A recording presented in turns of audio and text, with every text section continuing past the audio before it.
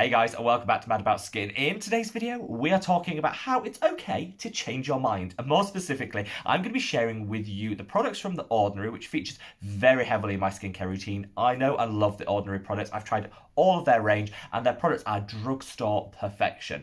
But as with all skincare brands and products, our thoughts, feelings, and tastes just change over time. I'm going to be sharing with you how my position on certain Ordinary products has evolved over the period of having this channel, some for the better, some for the worse. So if you want to find out a little bit more, keep on watching. First, I'm going to call out this product. This is the Lactic Acid 10% by The Ordinary.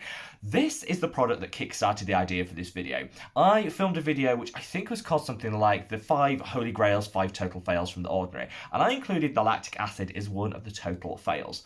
In that video, I said how I don't feel there's much point using a 10% lactic acid. It's quite strong. You might as well just use the glycolic acid to get quicker results. I take that back. I do not endorse this message, and I've taken it back completely. And what triggered this video was so many people have left a comment in that video saying, how is your, why have you changed so much? It's gone from a fail to one of the recent videos I saw you saying this was like my couldn't live without ride or die product. And okay, this is quite an extreme example of how our thoughts and feelings can change, but I wanted to sit down and share it with a whole host of products. I left a correction on that video, which I'll leave a link to up there if you want to check it out. I left a correction to say, I do now fully endorse this product and I love it. The reason for my change is I hadn't really given it a full test. Just looking at the percentages and looking at the ingredients, I thought this isn't going to do anything more than a 7% glycolic acid, which I already had in my routine. So why do I actually want this? A 10% lactic acid is kind of equivalent to a 7% glycolic acid in terms of the exfoliation. Really, you might as well just reach for the glycolic. What's the point of this? Then I tried it. I think I was sent it by The Ordinary or something, and I tried it and thought, oh, look, I'll give it a go. And honestly, it is so much better. Lactic acid is not only a great exfoliator, it's also a humectant, so it draws and retains moisture in the skin. This has hyaluronic acid in, so it's like a dual-purpose serum. This is your hyaluronic acid fix plus your lactic acid exfoliation, and it leaves your skin so hydrated, so well exfoliated, and literally so much more glowy than just using glycolic acid. I'm a total convert, and so my opinion of the Ordinary glycolic acid toner has gone southwards, and I just don't use it anymore. This, honestly, a new ride or die product. I'll give you a quick demo so you can see what it's like, because the texture's a little bit thicker, I'd say, than the glycolic acid toner, which is definitely a toner. But this, you can put it on the skin using your hands. You don't need to use a cotton round. It glides on, scent-free, and it dries matte within about 3 or 4 seconds. There's no tackiness, and there's no of that stinging and irritation that you can get with glycolic acid. Honestly, if you haven't tried this out, buy it. It's like £6, and this will change your exfoliation game and bring back that glow from within that we all crave. Now, moving on to a product which is also going in the right direction. Let's start with the positive first. Those products which have gone up in my estimation over the year. This is the Ordinary Mineral UV Filters. Now, get the SPF 30. This is the SPF 15. Obviously, get the SPF 30. This is the Ordinary's Mineral Sunscreen. Now, I originally tried this product and thought it was quite good. Then over time, I realised it's actually quite heavy on the white cast. I found it a little bit irritating on my skin, but that seems to be unique to me. I don't know anyone else that has that experience. That might just be my skin. And so I said, actually, this is a total fail for me, and I just don't like the product. Then, of course, we had the whole sunscreen scandal where certain, mainly Korean, but it's happened to all countries across the world at some point, sunscreens haven't been living up to the SPF that's advertised. But I did a whole video covering the tried and tested verified SPFs you can check out, so I'll leave a link to that up there. So check that video out if you're still a little bit unsure as to which is the right SPF for you.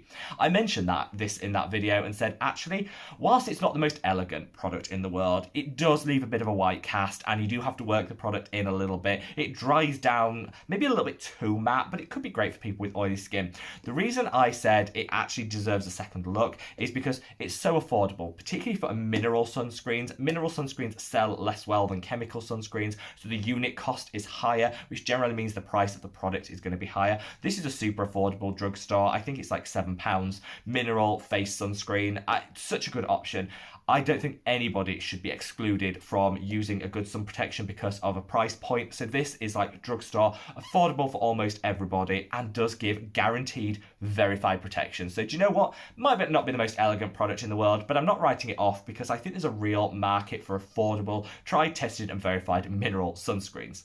Now we've got the first product which has gone down in my estimation. I used to rave about the Ordinary Buffet. The Ordinary Buffet is a peptide buffet, so it's got a mixture of different peptides in. Some will hydrate the skin, some will even out the skin tone, some will help trigger the production of collagen. So it's a really great product in terms of the formulation of what it's going to deliver for your skin, and people do really love it, particularly because peptides can be on the pricier side, and that one's delivering for like £5 or £6, $7 or $8. So super affordable and delivers a really nice mixture of peptides that are going to do multi-purpose for your skin. However, every time I used it, I just found my skin was a little bit on the oilier side, maybe a little bit more likely to break out, and I really wondered what that was. Turned it over, looked at the ingredients, and actually it contains castor oil. I don't know why it contains castor oil when the Matrixyl 3000 and the ordinary copper with copper peptides doesn't include castor oil, so it's just this one. So this is the one that I have the problem with. So I thought, actually, do you know what? It's gone from my holy grail to one that I just don't think works particularly well for my skin or anyone that's prone to oiliness or breakouts. I think you should be really cautious when using this product. So it's gone from a 10 out of 10 ding ding ding product to a 5 out of 10. Use it if you're not breakout prone and super oily.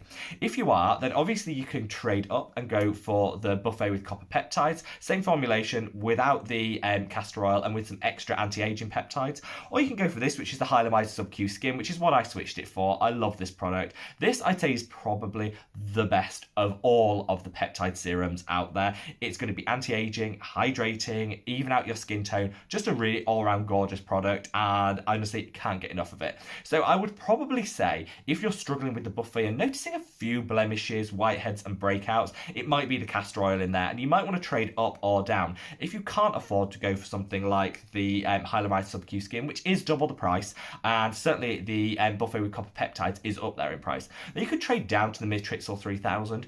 Alright, you're not getting the buffet element, but you are getting a good peptide, which is really going to help to even out some of those fine lines and wrinkles and support with hydration, and you're also not going to be having the issue with the breakouts. So go in one of two directions, trade up, trade down, but I think the buffet itself, for people with oily breakout prone skin, just isn't the right product. So now we're coming on to a product which is a bit weird to mention because it doesn't actually exist at the moment, and that is the Salicylic Acid Serum by The Ordinary. So this was a cult favourite. I adored this product. 2% salicylic acid, glided on the skin like a gel, beautiful, beautiful. Tackled that pimple, stopped it in its tracks. And then for some reason they withdrew it from the market. They've been promising to bring it back for months and months and months and never have. I've written it off, I've grieved for it, and I've moved on, and it's just not going to be coming back. And I was really, really disappointed because that was the first spot treatment I actually found that really worked, didn't dry out my skin, and didn't have a lot of the side effects that some of the other drying lotions had. So I really did miss it when they took it off the market. Now, I'm actually over it because the Inculist have introduced this. This is a Salicylic Acid Blemish Treatment, which I did a whole review, demonstration, and try on up there. So check it out, click on that link and check it out.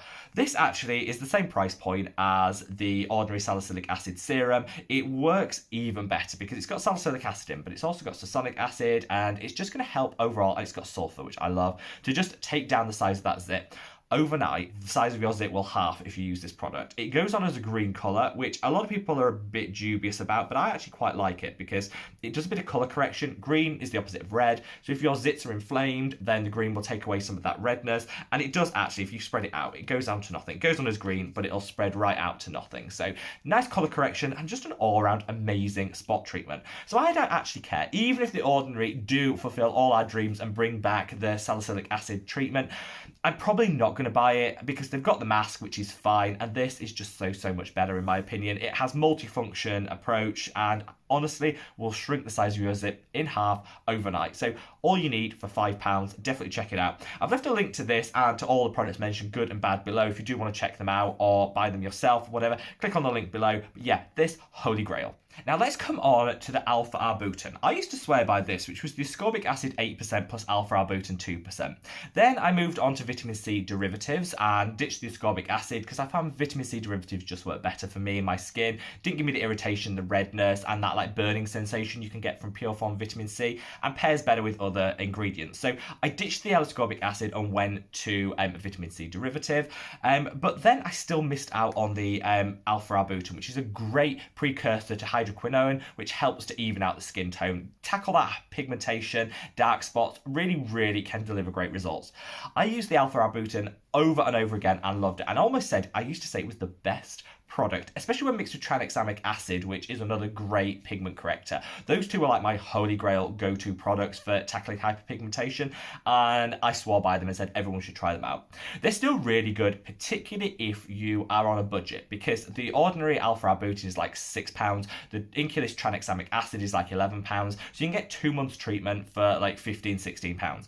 That maths was really ropey, but don't call me out for that. I actually, though, have discovered this. This is the Neod Repigment. I've raved about this so often. Don't be fooled by the size. I know it's small, but one drop packs such a punch and will really eat into that pigmentation and honestly deliver results by just one bottle. Finish this bottle, you will notice a significant improvement in your hyperpigmentation. I used alpha arbutin and tranexamic acid together for years and got really good results. And maybe I saw a 30 or 40% reduction in my pigmentation. Then I discovered this. This is Neod, which is the sister company to The Ordinary. They're both owned by Decium. Really, really great brand. And I used maybe 2 of these bottles and saw a 60% reduction in my hyperpigmentation.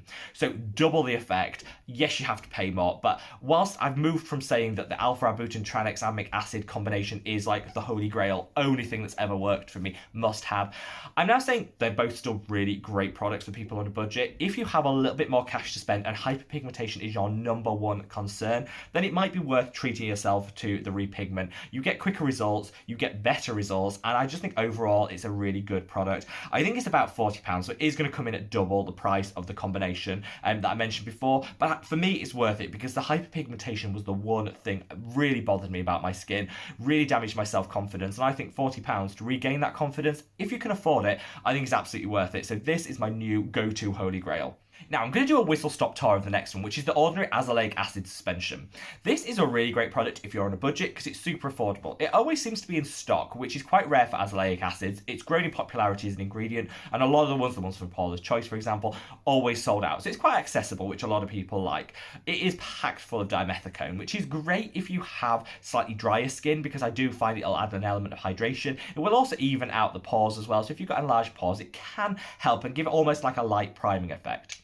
Problem is it does ball and it does peel. So whilst I used to love this product because it was one of the few azelaic acids you could get, and azelaic acid is my holy grail for tackling redness and blemishes, sensitivity in the skin, it's just a must have. I did a video saying how amazing it is, so just check that out if you want some more detail.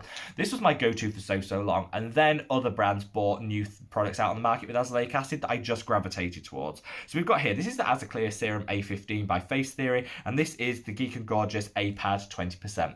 This is a derivative, so super gentle. So if you have rosacea, really sensitive skin, redness prone skin, and you want to use an azelaic acid but don't want a super strength, this, no irritation, no sensitivity, and will help tackle all of those complaints. This is super strength. This, you do get a tingle, you do get a prickling, but it'll work so quickly to take down any blemishes you have, even out the skin tone, and really help to tackle any redness that might be prevalent in the skin. Both really good. Sensitive skin for those with a more robust skin, and neither of them contain dimethicone, so they just work on the skin that little bit better than the ordinary one. The ordinary one is so affordable. So the Geek and Gorgeous actually I think is like £10, so it's not that expensive, but the ordinary one so affordable and does really work well for people with dry skin. I just think for people with blemish prone skin or oily skin, that dimethicone can be a little bit problematic, and it doesn't layer particularly well with other products. Now I'm going to call 2 out in one here. So this is the Niacinamide 10 plus zinc 1, and this is the Ordinary peeling solution. 30% AHA, 2% BHA, like acid exfoliator. Both of these I have gone up and down in my opinions of. I started loving both of them like holy grails. Then I realised actually maybe they weren't doing as much for my skin as what some other products could, and now I actually really like them again. So it's up and down. And I think the key to getting both of these to work for you is making sure you match them to your skin type. These both went viral on TikTok and on Instagram, and everybody bought them. Really forgetting that maybe they weren't applicable for every skin type, everyone jumped on that bandwagon. And I think that's a shame because these are both great products, but a lot of people are calling them out as being bad and problematic because they're not using the right product for their skin type. So The Ordinary are really clear on their website. This is for people with zero sensitivity in the skin that are used to acid exfoliation and want a once weekly supercharged exfoliant. And that's what I use it for, and I love it. So it's gone from being like a 5 out of 10 product to a 10 out of 10 product for me because I've realised The product isn't the problem. It's people using it without reading the instructions and realizing that it might not just work for their skin type. So if you have robust skin like me and you want to up your exfoliation game once a week, this is back in stock now and is a really good option. For the niacinamide, fantastic if you have oily skin because it will just dry the skin out and help to mop up some of that excess oil. If you have any other skin type, this is going to be stripping and drying, which is why a lot of people complain they get a lot of dryness from this product. I covered it in a load of detail in a video that I'll leave a link to up there, so if you think maybe this might be a problem in your routine, check out that video for a little bit more information. But both of these are really good products. I just think we have to be mindful of how we use them and map them to our skin type, which we should do with every product, but we never do. We see a trend, we see someone promote something, go like, ooh, I'll try that. I'm as guilty as anybody, and we don't really map it to our skin type. Finally, I'm going to call out this. This is the Ordinary Concealer, which, again, I did a full review. I think I got first looks on this. I think mine was the first video to go up on YouTube, so proud moment. Check out that video up there. And this kind of changed my opinion of the Ordinary foundations. So I tried the Ordinary foundations when they launched. I wanted to love them because they were affordable, cruelty-free, and had so many shades. But I just found they broke apart a little bit. They didn't work particularly well for me. Then I thought, I tried the concealer, but I wondered if I'd have the same issue with the concealer that I did with the foundations. I was totally wrong. This is like a 10 out of 10 star product, and for $6 for a concealer, it's amazing. I absolutely love this product. I'm going to do some swatches and reviews on Instagram, and for you, my Instagram handles below, because people have called for that. This is such a good product. So, my thoughts and feelings on the foundations have changed a little bit, because I think there's been a sneaky reformulation. It didn't used to work for me, and all of a sudden their foundations do when I bought a new one. I put one on order when I ordered this because I was like, why not? And it works so much better for me. So their foundations have gone from being a total fail to actually they're a really, really good product if you want a bit of light coverage and some serum benefit to boot. Maybe they did a sneaky reformulation and didn't tell us, but it definitely didn't work for me before, but does now. And it's thanks to the concealer that I tried it again. So there you have it, guys, the evolution of my thoughts and feelings on The Ordinary. I just think it's worth calling these things out because I've done so many videos that obviously I don't want to give dud information. Those recommendations in those videos were my true thoughts and feelings at the time. Things evolve and opinions evolve. You know, my opinions on skincare evolve the same way anyone else's do. And we shouldn't just stick to the same products all the time because we're missing out on some great launches. So for me, I think it's evolved. I've tried some new brands which have slightly better alternatives. I've also tried some different ways of applying them, which has changed. So hopefully this video has just highlighted that. I always say, go for your budget. Don't bankrupt yourself to go for a product that you can't afford. Go for a product which you can afford to use time and time again in your routine and you're not scrimping and saving on. And that's something that's the message that I want to leave you guys with. Leave me a comment below with what products you've changed your minds on from The Ordinary. I'm going to repeat this video with other brands. I just wanted to dedicate one to The Ordinary because I love the brand so much. And wherever you are in the world, guys, stay safe, stay well, and I look forward to seeing you in the next video. Take care. Bye.